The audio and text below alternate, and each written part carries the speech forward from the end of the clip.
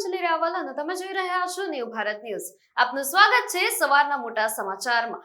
ત્યારે સૌથી મોટા સમાચાર વડોદરાથી સામે આવ્યા છે કે કોટંબી સ્ટેડિયમ પાસે ગોઝારો અકસ્માત થયો। જરોદ વડોદરા રોડ પર ટ્રક પાછળ લક્ઝરી ઘૂસી જતા 6 લોકોના મોત નીપજ્યા। અકસ્માતમાં 31 મુસાફરો ઇજાગ્રસ્ત થયા, ત્યારે ઇજાગ્રસ્તોને બહાર કાઢીને એસઓજી હોસ્પિટલ ખાતે ખસેડવામાં આવ્યા। ટ્રક અને લક્ઝરી વચ્ચે આ ગમખ્વાર અકસ્માત થયો અને લક્ઝરી બસના ડ્રાઈવરનું પણ આ ઘટનામાં મૃત્યુ નીપજ્યું। રાજસ્થાનના બાડમેરથી સુરત આ બસ જતી હતી અને બાલાજી ટ્રાવેલ્સની બસે આ અકસ્માત સર્જ્યો। બસ ચાલકે આગળ ઉભેલી ટ્રકને જોરદાર ટક્કર મારી અને આ અકસ્માત બાદ બસમાં અનેક મુસાફરો પણ ફસાયા। એસડીઆરએફ, એનડીઆરએફ અને ફાયરની ટીમે બચાવ કામગીરી હાથ ધરી। રાજ્યમાં અત્યારે ગરમી ઘટી ગઈ છે અને ઉકળાટ વધી ગયો છે। રાજ્યમાં 2 દિવસ ઉકળાટનું પ્રમાણ રહેશે, ત્યારે દક્ષિણ પશ્ચિમના પવન ફૂંકાતા ઉકળાટ વધી ગયો છે। સૌથી વધુ તાપમાન અમદાવાદ, ભાવનગરમાં છે 40 ડિગ્રી અને અન્ય જિલ્લાઓમાં 1 થી 2 ડિગ્રીનો ઘટાડો થયો। ત્યારે ડીસામાં 37.6 ડિગ્રી, ગાંધીનગરમાં 39.1 ડિગ્રી, વડોદરામાં 39.2 ડિગ્રી તો સુરતમાં 35 ડિગ્રી નોંધાયું। દમણમાં 37 ડિગ્રી, ભુજમાં 36.5 ડિગ્રી તાપમાન અને અમરેલી અને રાજકોટમાં 38.5 ડિગ્રી તાપમાન નોંધાયું। ત્યારે સુરેન્દ્રનગરમાં 39.2 ડિગ્રી અને પોરબંદરમાં 35.2 ડિગ્રી નોંધાયું। રાજ્યમાં વરસાદને લઈને પણ આગાહી કરવામાં આવી છે, ત્યારે આજે ઉત્તર ગુજરાતમાં જોરદાર વરસાદ ખાબકવાની આગાહી થઈ છે। બનાસકાંઠા, સાબરકાંઠા, અરવલ્લીમાં એલર્ટ મૂકવામાં આવ્યું, ત્યારે દક્ષિણ ગુજરાત, સૌરાષ્ટ્ર અને કચ્છમાં પણ આગાહી કરાઈ। નવસારી, વલસાડ, દમણ, દાદરા નગર હવેલીમાં આગાહી થઈ છે, ત્યારે સુરત, તાપી, ભરૂચમાં પણ વરસાદની આગાહી કરાઈ। દ્વારકા, પોરબંદર, જૂનાગઢમાં વરસાદની આગાહી છે, ત્યારે કેટલાક જિલ્લાઓમાં ઉકળાટ રહેવાની પણ શક્યતા છે। ભેજનું પ્રમાણ વધતા વરસાદની આગાહી કરાઈ। અમદાવાદના ઓઢવ અગ્નિકાંડમાં ગુનો દાખલ થયો, ત્યારે પ્લાસ્ટિક કંપનીના 2 માલિક સામે આ ગુનો દાખલ કરવામાં આવ્યો।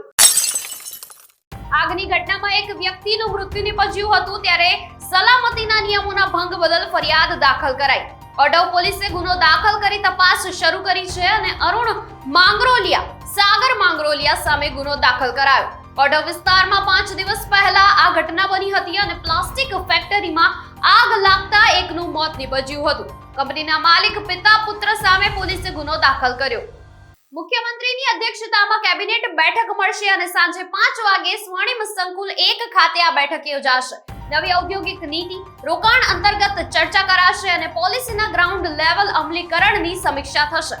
વિભાગીય સંકલનની સમીક્ષા હાથ ધરાશે અને પંચમહાલમાં યોજાનારા વીજીઆરસીની પૂર્વ તૈયારીને આખરી ઓપ મળશે। ચોમાસાની સ્થિતિ, ખેતી પાણીના આયોજનની સમીક્ષા થશે, ત્યારે વિવિધ ઇન્ફ્રાસ્ટ્રક્ચર પ્રોજેક્ટ્સની પ્રગતિ અંગે પણ સમીક્ષા કરવામાં આવશે।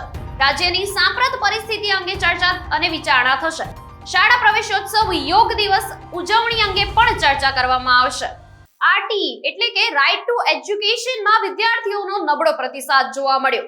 આરટીઈ અંતર્ગત હજુ પણ હજારો બેઠકો ખાલી છે। આરટીઈમાં પ્રવેશ માટેનો 3જો રાઉન્ડ પણ પૂર્ણ થયો। હજુ પણ 6000 બેઠકો ખાલી છે અને 1926 વિદ્યાર્થીઓને પ્રવેશ ફાળવણી થઈ।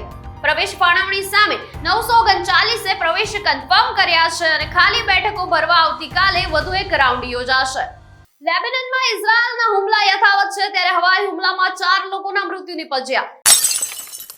ઇઝરાયલ દ્વારા ડ્રોનથી હુમલો કરાયો અને દક્ષિણ લેબનાનના મૈફાદુન શહેરમાં હુમલો થયો। હુમલામાં 4ના મોત થયા છે અને કેટલાક લોકો ઘાયલ થયા। મુખ્યમંત્રી ભૂપેન્દ્ર પટેલના હસ્તે ભરૂચની વિલાયત જીઆઈડીસી ખાતે ગ્રાસિમ ઇન્ડસ્ટ્રીઝ અને લ્યુબ્રિઝોલના અત્યાધુનિક સીપીવીસી રેઝિન પ્લાન્ટનું સત્તાવાર લોકાર્પણ કરવામાં આવ્યું છે। આ વૈશ્વિક સ્તરનું મોટું રોકાણ ગુજરાતની મજબૂત ઔદ્યોગિક નીતિ અને ઇઝ ઓફ ડુઇંગ બિઝનેસ પર વૈશ્વિક ઉદ્યોગ જગતનો અતૂટ ભરોસો દર્શાવે છે। ગ્લોબલ ટેકનોલોજી સાથેનો આ મેગા પ્લાન્ટ દેશનો સ્થાનિક સપ્લાય ચેઇનને વધુ મજબૂત બનાવશે અને ગુજરાતને એડવાન્સ્ડ કેમિકલ્સના ઉત્પાદનમાં વૈશ્વિક હબ તરીકે સ્થાપિત કરવામાં મદદરૂપ થશે। આ પ્રોજેક્ટ 70% પાણીના પુનઃ ઉપયોગ અને ઝીરો લિક્વિડ ડિસ્ચાર્જ સિસ્ટમ સાથે પર્યાવરણ અનુકૂળ ઔદ્યોગિક વિકાસનું એક ઉત્તમ ઉદાહરણ પૂરું પાડે છે। ઉદ્યોગોના વિકાસની સાથે પર્યાવરણની સુરક્ષા જાળવતી આ ગ્રીન ટેકનોલોજી રાજ્યના ટકાઉ વિકાસ માટે અત્યંત મહત્વપૂર્ણ સાબિત થઈ રહી છે. કેન્દ્ર સરકારના શાસનના 12 વર્ષ પૂર્ણ થવાના નિમિત્તે સાબરકાંઠાના હિંમતનગર ખાતે વિકાસ અને જનકલ્યાણ અંગે એક વિશેષ પ્રેસ કોન્ફરન્સનું આયોજન કરવામાં આવ્યું હતું. આ પત્રકાર પરિષદમાં રાજ્ય કક્ષાના શિક્ષણ મંત્રી અને જિલ્લા પ્રભારી પ્રદ્યુમનસિંહ વાજા સહિત સ્થાનિક અગ્રણીઓ અને વહીવટી આગેવાનો ઉપસ્થિત રહ્યા હતા. કાર્યક્રમ દરમિયાન કેન્દ્ર સરકારના છેલ્લા 12 વર્ષના કાર્યકાળમાં ઐતિહાસિક વિકાસ કાર્યો થયેલા અને વિવિધ જનકલ્યાણકારી યોજનાઓની વિસ્તૃત માહિતી આપવામાં આવી હતી. પ્રેસ કોન્ફરન્સમાં જનધન યોજના, રેલવે નેટવર્કનો વિકાસ અને રામ મંદિર નિર્માણ જેવી રાષ્ટ્રીય સ્તરની મહત્વપૂર્ણ સિદ્ધિઓની વિગતવાર રજૂઆત કરાઈ હતી. મંત્રીએ જણાવ્યું કે વિશ્વમાં હાલ ચાલી રહેલા વિવિધ પડકારો અને યુદ્ધ જેવી કપરી પરિસ્થિતિઓ વચ્ચે પણ ભારતે પોતાની આર્થિક અને માળખાકીય વિકાસની ગતિ અવિરત જાળવી રાખી છે. કેન્દ્ર અને રાજ્ય સરકારના પરસ્પર સંકલિત પ્રયાસોથી દેશ પ્રગતિના નવા આયામો સર કરી રહ્યો છે, જેમાં ગુજરાતમાં છેલ્લા 3 દાયકામાં થયેલા સર્વાંગી વિકાસનો પણ વિશેષ ઉલ્લેખ કરાયો હતો. હિંમતનગર ખાતે એક વિકસિત ભારત સંમેલન, પ્રબુદ્ધ નાગરિક સંમેલનનું પણ આયોજન થયું છે. જનકલ્યાણ શિબિરોનું પણ આયોજન થયું છે. એ ઉપરાંત આ 12 વર્ષની ઉજવણી નિમિત્તે મંદિરોમાં માનનીય મોદી સાહેબના દીર્ઘાયુ અને સ્વસ્થ જીવન માટે પણ આરતીનું આયોજન થયું છે. એટલે 21મી જે આંતરરાષ્ટ્રીય યોગ દિવસ છે ત્યાં સુધી વિવિધ પ્રકારના કાર્યક્રમો જેવા કે સ્વચ્છતા અભિયાન, એક પેડ માં કે નામ અંતર્ગત વૃક્ષારોપણ કાર્યક્રમો, એ ઉપરાંત પ્રબુદ્ધ નાગરિકોનો સંપર્ક અભિયાન, આ વિવિધ કાર્યક્રમોનું આયોજન થયું છે. આજે હિંમતનગરમાં પણ હમણાં એક પ્રબુદ્ધ નાગરિક સંમેલન, વિકસિત ભારત સંમેલનનું આયોજન છે. એ નિમિત્તે મારી સાથે મારા જિલ્લા પ્રમુખ શ્રી કનુભાઈ, બંને સાંસદશ્રી, બંને ધારાસભ્યશ્રીઓ, જિલ્લા પંચાયતના પ્રમુખ, આ બધા જ લોકો અત્રે ઉપસ્થિત છે. હિંમતનગર ખાતે આયોજિત ભારતીય જનતા પાર્ટીના પ્રબુદ્ધ નાગરિક સંમેલનમાં હાજર રહેલા રાજ્યના શિક્ષણ મંત્રી ડોક્ટર પ્રદ્યુમન વાજા શિક્ષણ કાર્ય અને શિક્ષકોના પડતર પ્રશ્નો અંગે મીડિયાના સવાલો સામે બચાવ કરતા જોવા મળ્યા. 1 એપ્રિલ 2005 પહેલાના શિક્ષકોની જૂની પેન્શન યોજના લાગુ કરવાના સમાધાનનો હજુ સુધી અમલ ન થવા અંગે પૂછતા મંત્રીએ દાવો કર્યો છે કે શિક્ષકો વિકસિત ભારતના પાયાની આધારશીલ છે અને સરકાર તેમની સમસ્યાઓ માટે સંવેદનશીલ છે. શિક્ષકોની ઘટ મુદ્દે તેમણે જણાવ્યું છે કે નિયમિત 11,000 શિક્ષકોની ભરતી પ્રક્રિયા શરૂ છે અને ત્યાં સુધી જ્ઞાન સહાયકની વ્યવસ્થા ચાલુ રહેશે. તો બીજી તરફ નવું સત્ર શરૂ થયા બાદ પણ પુસ્તકો ન મળવા અંગે તેમણે ઓનલાઈન પુસ્તકોની વૈકલ્પિક વ્યવસ્થાનો પણ બચાવ કર્યો છે. આ ઉપરાંત ગાંધીનગર સેક્ટર 25ના શરમજનક વિડીયો મામલે સવાલો પૂછાતા મંત્રીએ પહેલા ચાલતી પકડી હતી, પરંતુ બાદમાં તપાસ કરાવીને અહેવાલ મંગાવવાનું નિવેદન આપ્યું છે. ચાલો હું આપું છું. તમારે પુસ્તક માટેનો પ્રશ્ન આપણને 1 થી 8 ધોરણના બધા જ પુસ્તકો બધી જ સ્કૂલોમાં મળી ગયા છે અને બાકીના જે છે એ પુસ્તકોનું વિતરણની પ્રક્રિયા ઓલરેડી ચાલુ થઈ ગઈ છે. જિલ્લાઓમાં મળી ગયા છે. જેમાં બાકી છે એમાં ટૂંક સમય મળી જશે. પરંતુ વિદ્યાર્થીઓનો અભ્યાસ ના બગડે એ માટે વૈકલ્પિક વ્યવસ્થાના ભાગરૂપે ઓનલાઈન પુસ્તક પણ અવેલેબલ છે અને બધી જ સ્કૂલોમાં અવેલેબલ છે. સપ્તાહ જેટલો સમય થયો આવ્યો, હજુ સુધી બાળકોને નથી મળ્યા, પ્રાઇવેટમાં પણ નથી મળતા. પ્રાઇવેટમાં અવેલેબલ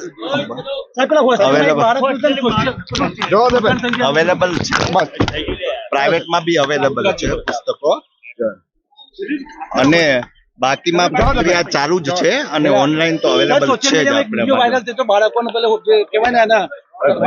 ગાંધીનગર શું ગાંધીનગર વિડીયો વાયરલ થયો છે. મને જરા એટલે શું વિષય તો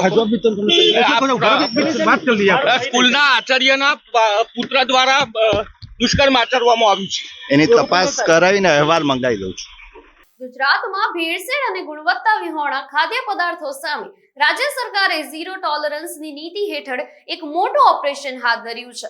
ખાદ્ય અને ઔષધ નિયમન તંત્ર દ્વારા રાજ્યવ્યાપી વિશેષ તપાસ અભિયાન અંતર્ગત ઘી, ખાદ્ય તેલ, દૂધ અને પનીરના જથ્થા પર વ્યાપક દરોડા પાડવામાં આવ્યા છે.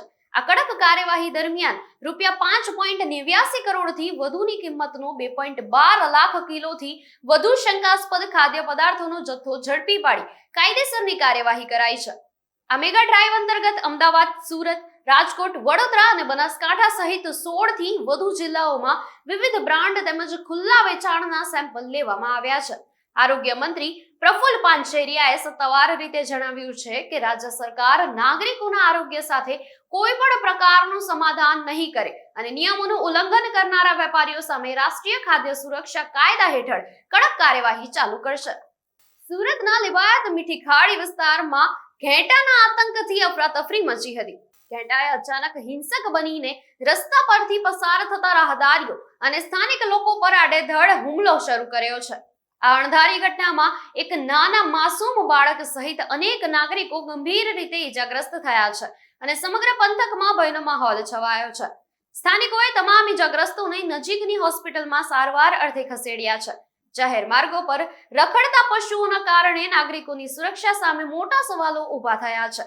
આ ઘટનાથી સ્થાનિક લોકોમાં સુરત મહાનગરપાલિકા સામે ભારે આક્રોશ છે અને રહીશીઓ પાલિકાની પશુ પકડવાની ટીમને તાત્કાલિક સ્થળ પર મોકલી આતંક મચાવતા પશુઓને પાંજરે પૂરવાની ઉગ્ર માંગ કરી છે. સમાચારમાં હાલ માટે બસ આટલું જ. વધુ સમાચાર માટે જોડાયેલા રહો ન્યૂ ભારત ન્યૂઝ સાથે. નમસ્કાર.